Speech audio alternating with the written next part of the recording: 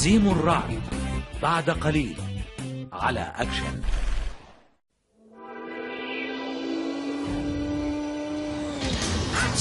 كوكب التحدي والمخاطر نعمل فيه بضمير ساهر نقاتل أنصار الشر تتلاحق الأحداث في الأكشن أسرارنا ألغاز معاني حياتنا نحن الثواني ندافع عن الأبرياء بسيف الحق في حكم أكشن كوكب الإثارة والغموض.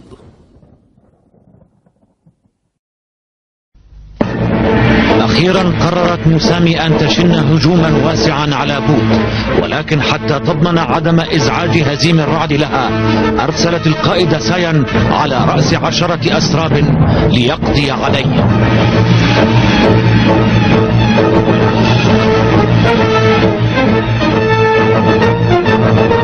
قوات اتحاد كواكب المنطقة الجنوبية الذي تتزعمه مسامي أخذت تحتشد قرب كاكوناني لتشكل قوة كبيرة تصل إلى 90 سربا. انظرا، هذا جيد، الأمور تسير على ما يرام. ممتاز، القوات تتجه إلى كاكوناني وهناك ستجتمع. وها هو أسطول سايان يتوجه إلى ناكيرو للقضاء على هزيم الرعد. أتمنى أن ينجح في مهمته، فهي ليست سهلة أبدا. أنا أراها سهلة جدا سيدتي. هزيم الرعد يعتمد على قوته وحدها ولا يهتم بالخطط الحربية. جولاي، أنصحك ألا تستخف به أبدا. أنا لا أستخف به، لكنها حقيقة يعرفها الجميع.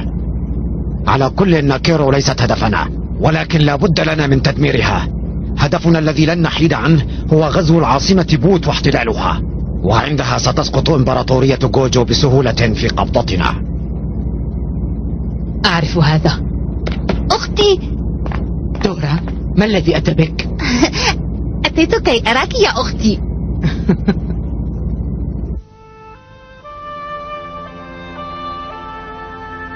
ما كان عليك أن تأتي إلى هنا؟ في كل مرة تذهبين إلى القتال وتتركيني في المنزل. هذه المرة أريد أن أقاتل معك. اسمع يا أخي، القتال ليس لعبة يمكنك أن تلهو بها وتسلي نفسك. إنه موت ورعب ودمار وكوارث ومشاهد تدمي القلوب حزنا. مسامي، إذا كانت الحرب سيئة فلماذا تقاتلين؟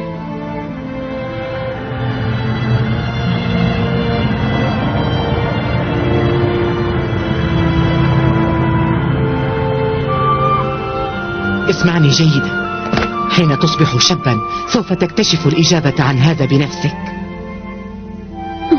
هل ستنتصرين هذه المرة؟ ربما.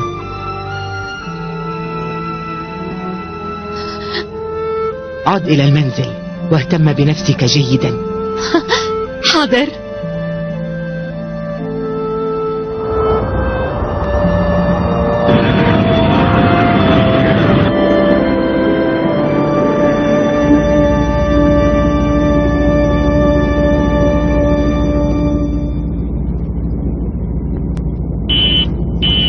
خرجت قوات هزيم الرعد من ناكيرو. ستلتقي قوات سايان بعد 45 دقيقة.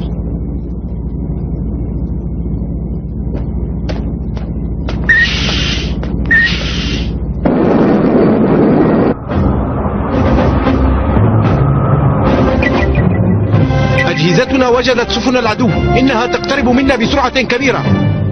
حسنا، لنقترب. كانت قوات سايان تتألف من 10 أسراب مقاتلة، ويبلغ عدد سفنها 2900 سفينة. أما سرب هزيم الرعد فلم يكن يمتلك سوى 290 سفينة. المسافة التي تفصلنا عن العدو 53,000 ميل. إنني متشوق إلى بدء هذه المعركة. سوف نقتل حتى الموت. رماح، المعركة العادية لن تفيدنا، لذا سأدخل سفينة سايان وأسوي الأمر معه رجلا لرجل. لكن يا سيدي، هذا خطر. لقد قررت. هناك سفن حربية تلحق بنا، إنها سفن سانغراكوساي. سانغ راكوساي؟ كيف حالك أيها القائد؟ وكيف حالكم جميعا؟ جئت بقواتي كلها حتى نقدم لكم المساعدة. تقدم المساعدة؟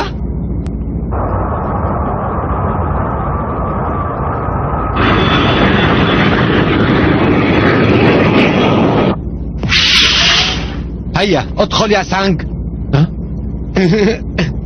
مرحبا. هذا أنت؟ كيف حالكم أيها السادة؟ أرجوكم لا داعي لعبارات الترحيب، فنحن الآن في حالة حرب. ما الذي أتى بك إلى هنا؟ وما علاقتك أنت بحالة الحرب؟ قوات العدو كثيرة، أتظن أن في إمكانك التغلب عليها؟ نعم، كثرة الأعداء لا تخيفني. سأتجه إليهم مباشرة وسأقتل قائدهم سايا. لا أعتقد أن هذا ينفع. إذا أردت أن تنتصر على قوات سايان فعليك أن تنفذ كل ما أقوله لك. ماذا تقصد؟ علينا أن نعتمد على العقل، فلنرسم خطة حربية محكمة البناء. لا شأن للعقل هنا، كل ما نحتاج إليه هو القوة. هل تفهم؟ سأسوي الأمر بقتال منفرد. لن تنجح. سايان قائد متمرس في المعارك، وليس أحمق ليخدع بأسلوبك الطفولي الذي تكرره دائما. ماذا قلت؟ القوة تصبح مفيدة إذا رافقها العقل. اسمع، أنا القائد هنا لا أنت، وسوف أقود هذه المعركة بأسلوبي الخاص. ثم من الذي سمح لك بالدخول إلى سفينتي؟ سانغ راكوساي، قل لي ما الذي تقصده بإحضار ذلك الشاب إلى هنا؟ أعتقد أنه شاب ذكي جدا ويمكنه أن يكون مستشارك الحربي. مستشار حربي؟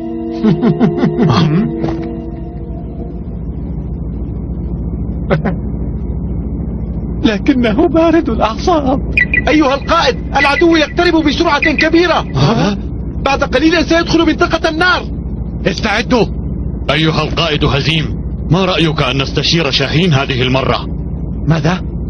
تذكر أنه قد ساعدنا من قبل. لم تكن تستطيع إنقاذ الآنسة ريلا من العاصمة بوت لولاه. أظن أننا لن نندم إذا وثقنا به هذه المرة.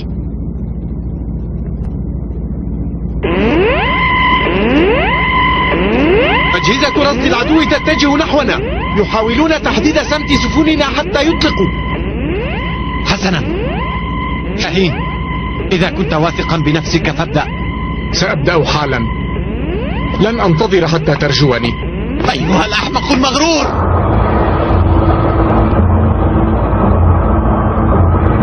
سنتجه إليهم من الأمام ونتحداهم بمعركة وجها لوجه. هذا مستحيل. لا أصدق ما أسمع. هذا تهور كبير. هل تظن أن في إمكاننا النصر عليهم بهجوم أمامي؟ نستطيع ذلك إذا اتبعنا فن الحرب. وما الذي تعنيه بفن الحرب؟ أن نركز قوتنا ونهزم الأعداء واحدا واحدا. افعلوا ما أقول ولن تندموا أبدا.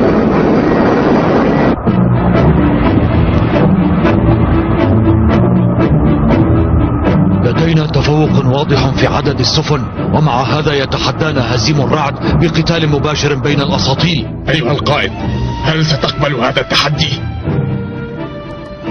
القتال المباشر بين الأساطيل اختصاصي ولعبتي، ولن يستطيع أحد التغلب علي فيها. الأزرق قوات العدو، الأصفر قواتنا، والأحمر قوات سانغ. ستتابع قواتنا التقدم مباشرة نحو العدو. صلني بسانغ لو سمحت. القائد سانغ، هل تسمعني؟ سانغ معك، ما الأوامر؟ اختر مدمرتين، دعهما تنعطفا إلى اليسار وتهاجما من جناح العدو.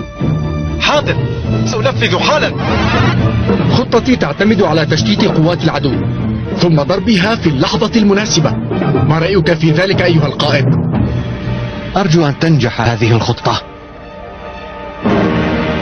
أيها القائد، سندخل مجال النار. العدو يستعد لإطلاق القذائف نحونا. حسنا، أيها الرجال استعدوا للقتال.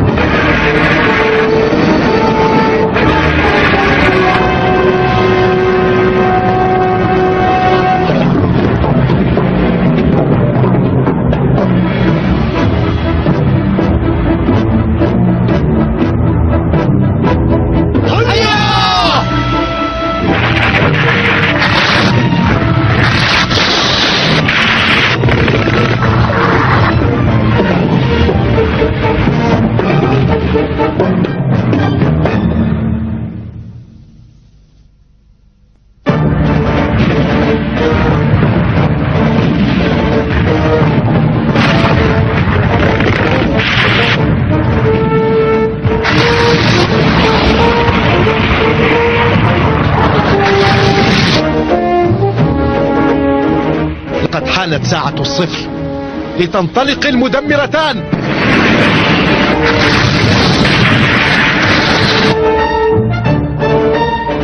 سيدي القائد، العدو يهاجم من اليسار. ماذا؟ اطلقوا!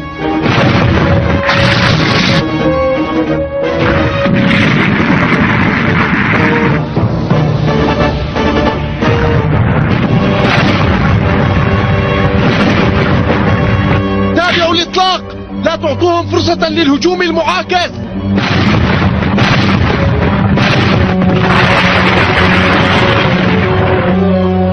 أرجوك يا سيد شاهين افعل شيئا بسرعة.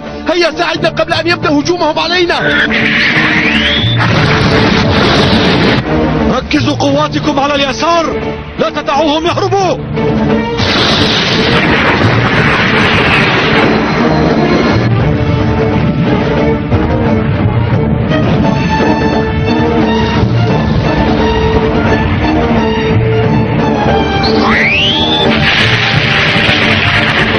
هناك مدمرات تهاجم من اليمين. ماذا؟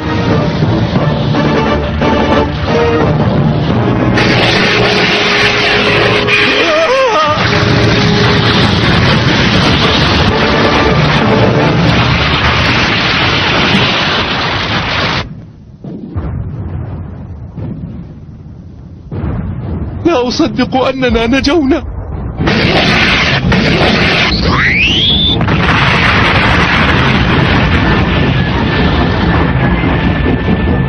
يا لها من خطة. سفن الجناح الأيمن، قوموا بهجوم معاكس.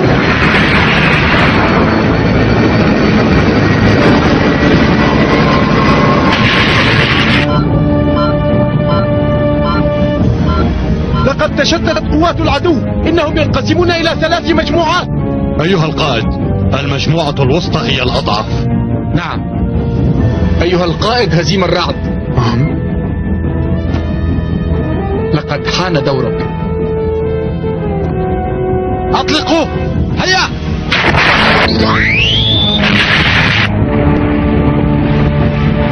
العدو يقترب منا.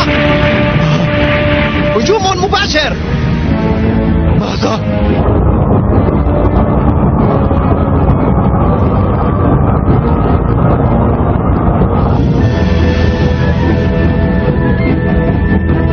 الهدف الأول هو سفينة القائد سايان. استعدوا، نار!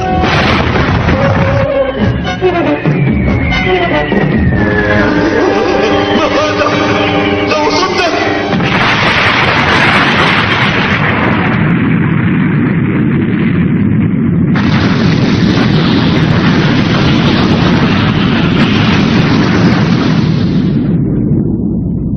هذا عمل رائع. لقد دمرت سفينة القيادة. إن تدمير سفينة القيادة يعني أن تدمير السفن الباقية سيكون سهلا جدا. صحيح. أثمر التعاون بين هزيم الرعد وشاهين نصرا رائعا، وأدرك هزيم الرعد أن القوة وحدها لا تكفي لتحقيق النصر، وأن عليه الاستعانة بالتخطيط الحربي القائم على العلم والحكمة والمخيلة الواسعة. لا أكاد أصدق. لم أكن أتصور أننا سننتصر عليهم. صحيح أنهم كانوا يتفوقون علينا عددا، لكن خطتنا الحربية كانت أفضل، وغلبناهم بقوة العقل. قمت بعمل جيد شاهين، أنت رائع حقا. وأخيرا اعترفت بأهميتي. هذا هو نصري. لا تفرح، فلن أجعلك مستشاري الحربي. حتى لو طلبت مني ذلك فلن أوافق. ماذا تقول؟ لا تحزن، ربما أوافق إذا رجوتني.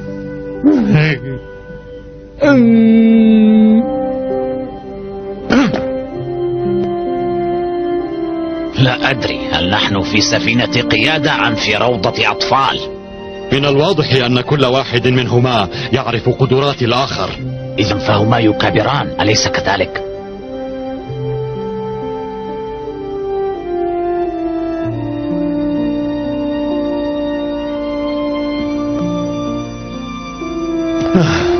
لم يخيب شاهين أملي.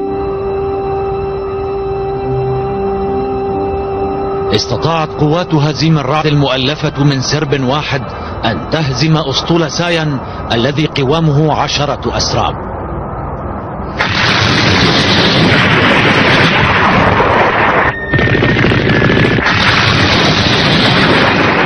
أما أسطول تاي الكبير الذي تحرك نحو بود فقد استطاع مهاجمة حصن تنسنداي وأوقع فيه خسائر كبيرة، وهو الآن في طريقه إلى العاصمة بود.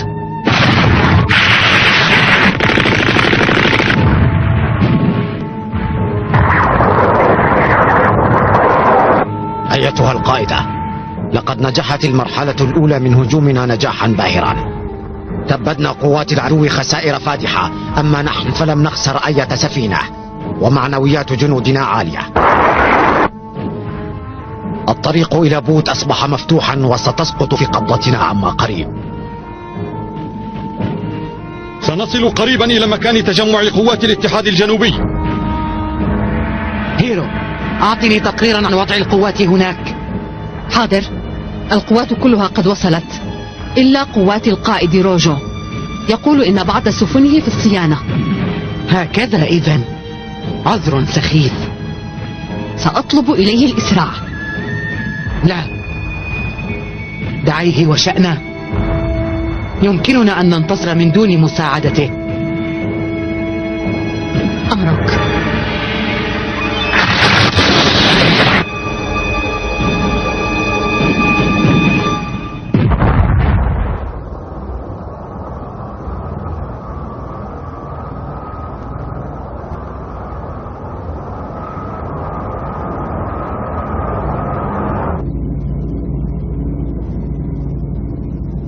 غوسيشو! سيدي القائد، لماذا رفضت إرسال قواتنا؟ إنها فرصتنا لغزو جوجو، وهي فرصتي حتى أنتقم من ذلك الشاب. سأقتله بيدي هاتين.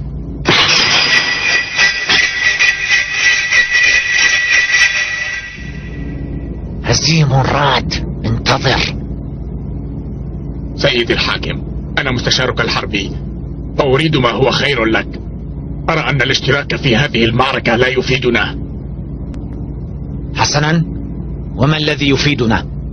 إنني أهيئ لك الأمور لكي تغزو المجرة كلها. ماذا؟ أعرف كل ما تفكر فيه، فأنا صديق طفولتك. أنت تحلم منذ زمن أن تصير حاكم المجرة. غير صحيح. ثم ما علاقة ذلك بالحرب على إمبراطورية جوجو؟ مسامي تنوي أن تحتل جوجو. إنها مهمة ليست سهلة، لكن لنفترض أنها نجحت، ماذا سيحدث عندها؟ ستحاول السيطرة على المجرة كلها. صحيح، وسوف تبدأ بالكواكب الأقرب إليها، وبالتأكيد ستقوم قواتها بمهاجمة كوكبنا رين. انتصارها يعني الهزيمة لنا. لن نساعدها، سنوفر طاقتنا للحرب التي ستجعلك حاكم المجرة. كلامك هذا مقنع. غوسيشو، أنا سعيد لأنك مستشار الحربي. سيدي، أنا في خدمتك دائما.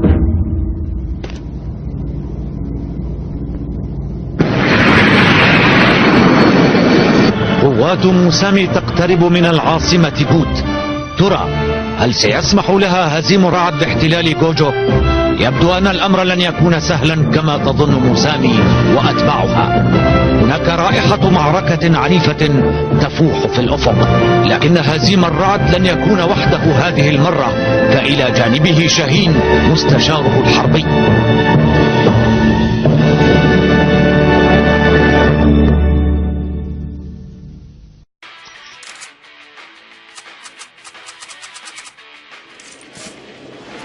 انتهت رحلتنا في كوكب أكشن. انطلق.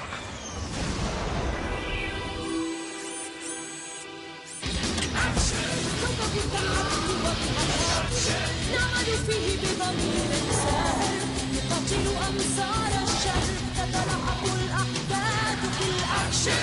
أسرارنا ألغاز المعاني، حياتنا نحن الثواني، ندافع عن الأبرياء بصوت الحق في كوكب الأكشن. ينصح الخبراء اليابانيين باتخاذ الإجراءات التالية: سبسكرايب، لايك، كومنت، فيفرت. لكنه بارد الأعصاب. أيها القائد، العدو يقترب بسرعة كبيرة. بعد قليل سيدخل منطقة النار. استعدوا. أيها القائد هزيم، ما رأيك أن نستشير شاهين هذه المرة؟ ماذا؟ تذكر أنه قد ساعدنا من قبل. لم تكن تستطيع إنقاذ الآنسة ريلا من العاصمة بوت لولاه. أظن أننا لن نندم إذا وثقنا به هذه المرة.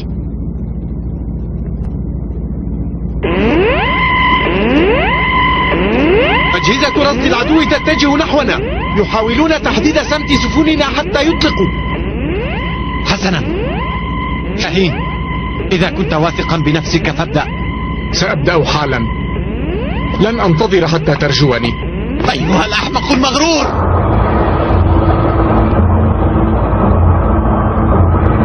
سنتجه إليهم من الأمام ونتحداهم بمعركة وجها لوجه.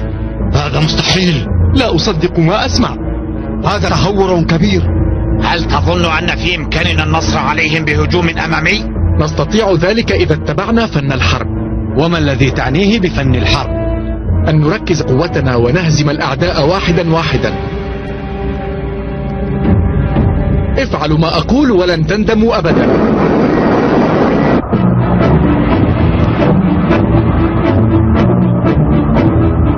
لدينا تفوق واضح في عدد السفن، ومع هذا يتحدانا هزيم الرعد بقتال مباشر بين الأساطيل. أيها القائد، هل ستقبل هذا التحدي؟ القتال المباشر بين الأساطيل اختصاصي ولعبتي، ولن يستطيع أحد التغلب علي فيها. الأزرق قوات العدو، الأصفر قواتنا، والأحمر قوات سانج. ستتابع قواتنا التقدم مباشرة نحو العدو. صلني بسانج لو سمحت. القائد سانج، هل تسمعني؟ سانج معك. ما الأوامر؟ اختر مدمرتين، دعهما تنعطفا إلى اليسار وتهاجما من جناح العدو. حاضر، سأنفذ حالا. خطتي تعتمد على تشتيت قوات العدو ثم ضربها في اللحظة المناسبة. ما رأيك في ذلك أيها القائد؟ أرجو أن تنجح هذه الخطة. أيها القائد، سندخل مجال النار. العدو يستعد لإطلاق القذائف نحونا. حسنا أيها الرجال، استعدوا للقتال.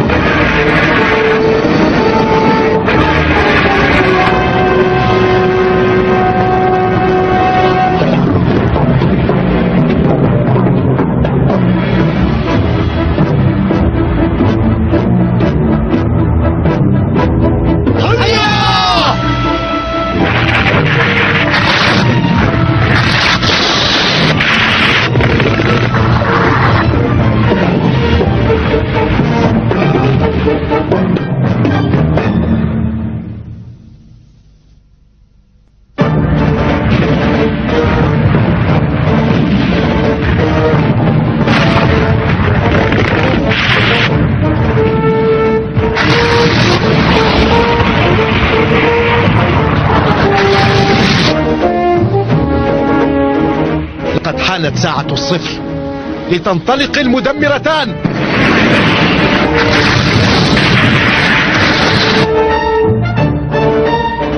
سيدي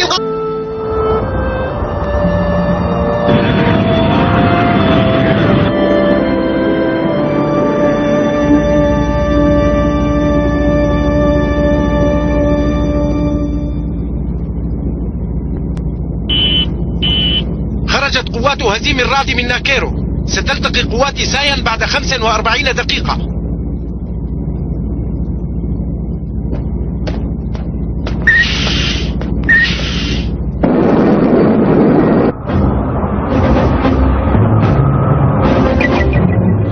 أجهزتنا وجدت سفن العدو، إنها تقترب منا بسرعة كبيرة. حسنا، لنقترب. كانت قوات سايان تتألف من 10 أسراب مقاتلة، ويبلغ عدد سفنها 2900 سفينة. أما سرب هزيم الرعد فلم يكن يمتلك سوى 290 سفينة. المسافة التي تفصلنا عن العدو 53,000 ميل. إنني متشوق إلى بدء هذه المعركة. سوف نقتل حتى الموت. رماح، المعركة العادية لن تفيدنا، لذا سأدخل سفينة سايان وأسوي الأمر معه رجلا لرجل. لكن يا سيدي هذا خطر. لقد قررت. هناك سفن حربية تلحق بنا، إنها سفن سانغراكوساي. سانغراكوساي؟ كيف حالك أيها القائد؟ وكيف حالكم جميعا؟ جئت بقواتي كلها حتى نقدم لكم المساعدة. تقدم المساعدة؟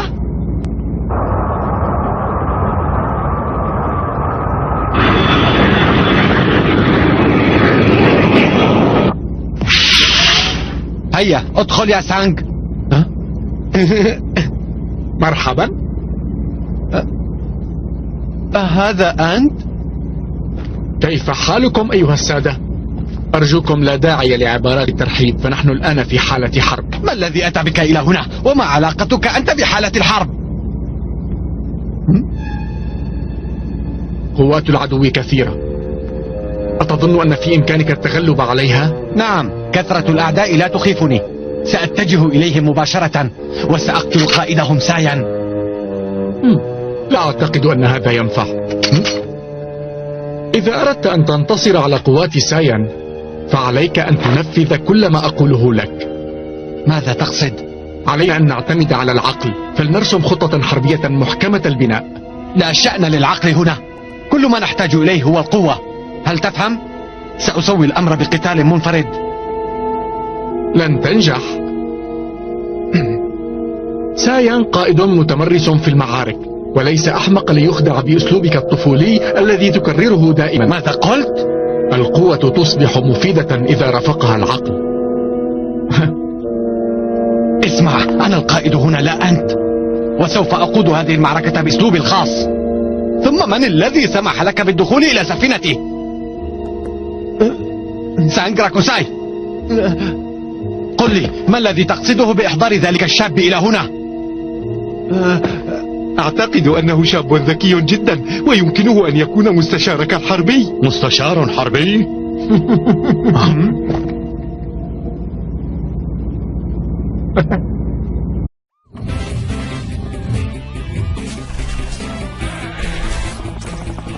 هزيم الرعد بعد قليل على أكشن.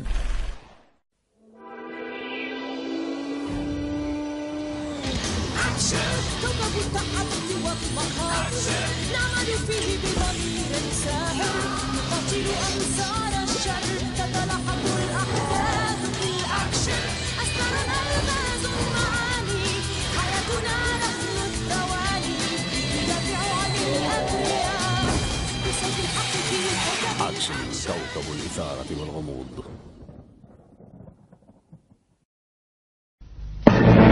أخيرا قررت موسامي أن تشن هجوما واسعا على بوت، ولكن حتى تضمن عدم إزعاج هزيم الرعد لها أرسلت القائد سايان على رأس 10 أسراب ليقضي عليه.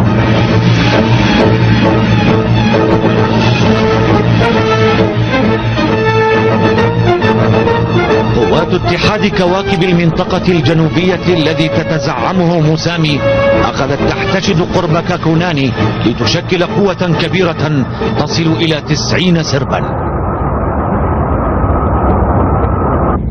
انظرا، هذا جيد. الأمور تسير على ما يرام. ممتاز. القوات تتجه إلى كاكوناني وهناك ستجتمع.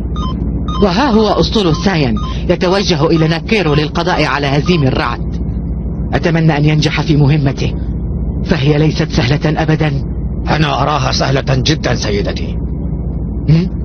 هزيم الرعد يعتمد على قوته وحدها ولا يهتم بالخطط الحربية. جولاي، أنصحك ألا تستخف به أبدا. أنا لا أستخف به، لكنها حقيقة يعرفها الجميع. على كل ناكيرو ليست هدفنا، ولكن لا بد لنا من تدميرها. هدفنا الذي لن نحيد عنه هو غزو العاصمة بوت واحتلالها، وعندها ستسقط إمبراطورية جوجو بسهولة في قبضتنا. أعرف هذا. أختي دورا، ما الذي أتى بك؟ أتيت كي أراك يا أختي.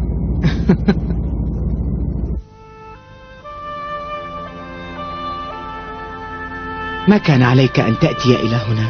في كل مرة تذهبين إلى القتال وتتركيني في المنزل. هذه المرة أريد أن أقاتل معك.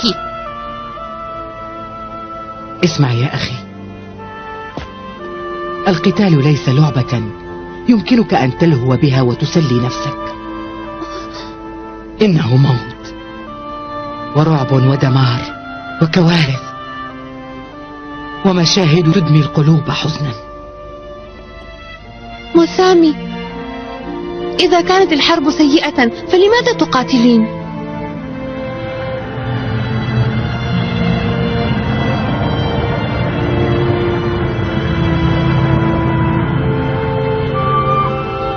اسمعني جيدا، حين تصبح شابا سوف تكتشف الإجابة عن هذا بنفسك. هل ستنتصرين هذه المرة؟ ربما.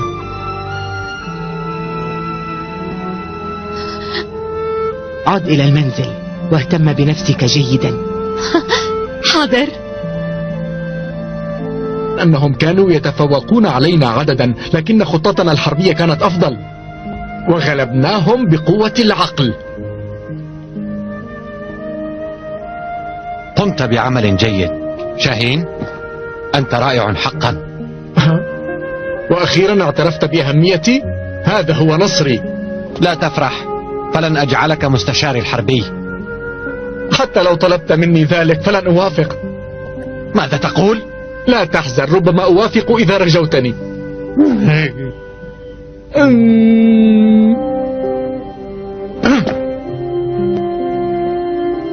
لا أدري، هل نحن في سفينة قيادة أم في روضة أطفال؟ من الواضح أن كل واحد منهما يعرف قدرات الآخر. إذن فهما يكابران، أليس كذلك؟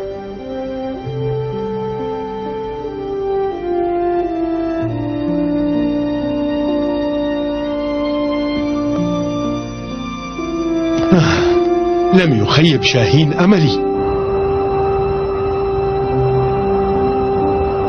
استطاعت قوات هزيم الرعد المؤلفة من سرب واحد أن تهزم أسطول ساين الذي قوامه 10 أسراب.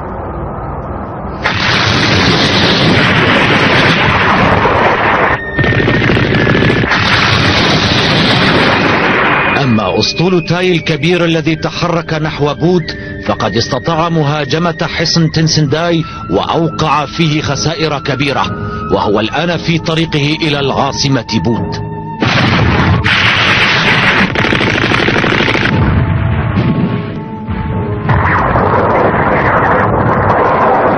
أيتها القائدة، لقد نجحت المرحلة الأولى من هجومنا نجاحا باهرا. تبدنا قوات العدو خسائر فادحة، أما نحن فلم نخسر أي سفينة، ومعنويات جنودنا عالية. الطريق إلى بوت أصبح مفتوحا وستسقط في قبضتنا عما قريب. سنصل قريبا إلى مكان تجمع قوات الاتحاد الجنوبي. هيرو، أعطني تقريرا عن وضع القوات هناك. حاضر. القوات كلها قد وصلت إلا قوات القائد روجو، يقول إن بعض سفنه في الصيانة.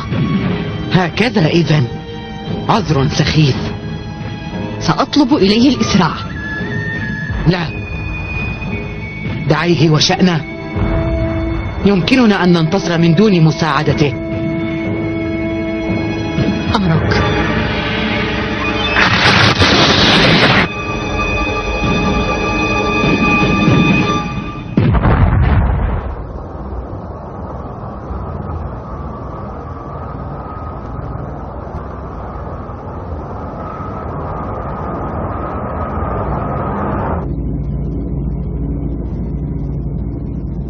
وسيشو، سيدي القائد، لماذا رفضت إرسال قواتنا؟ إنها فرصتنا لغزو جوجو، وهي فرصتي حتى أنتقم من ذلك الشاب. سأقتله بيدي هاتين.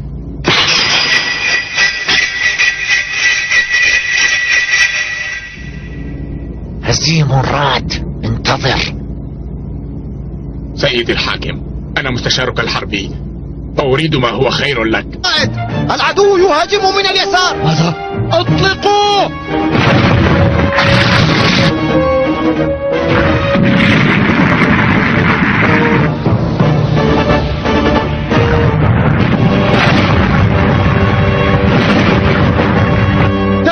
الإطلاق. لا تعطوهم فرصة للهجوم المعاكس.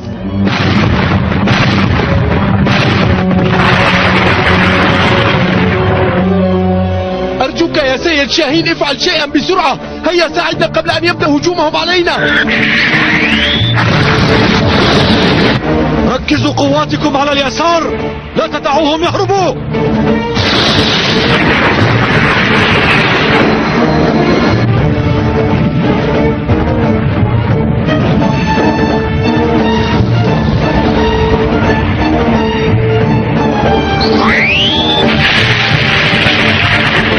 هناك مدمرات تهاجم من اليمين. ماذا؟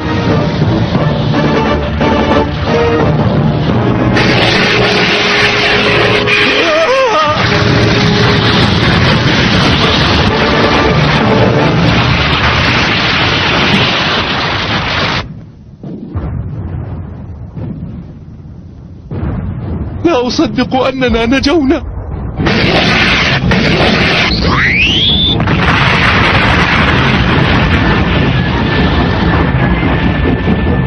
يا لها من خطة. سفن الجناح الأيمن قوموا بهجوم معاكس.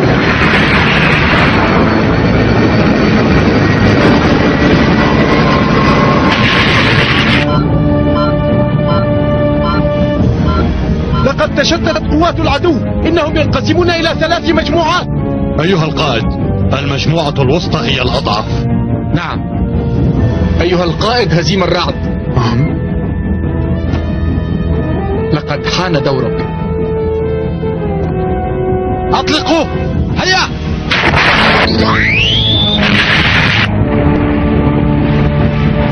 العدو يقترب منا.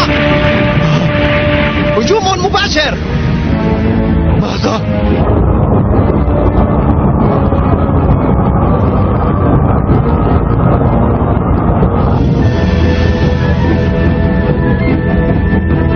الهدف الأول هو سفينة القائد سايان. استعدوا. نار!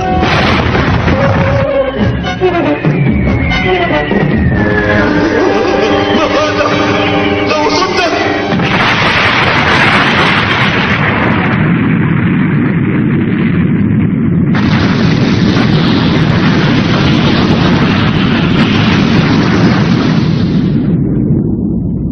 هذا عمل رائع. لقد دمرت سفينة القيادة. إن تدمير سفينة القيادة يعني أن تدمير السفن الباقية سيكون سهلا جدا. صحيح. أثمر التعاون بين هزيم الرعد وشاهين نصرا رائعا، وأدرك هزيم الرعد أن القوة وحدها لا تكفي لتحقيق النصر، وأن عليه الاستعانة بالتخطيط الحربي القائم على العلم والحكمة والمخيلة الواسعة. لا أكاد أصدق. لم أكن أتصور أننا سننتصر عليهم. صحيح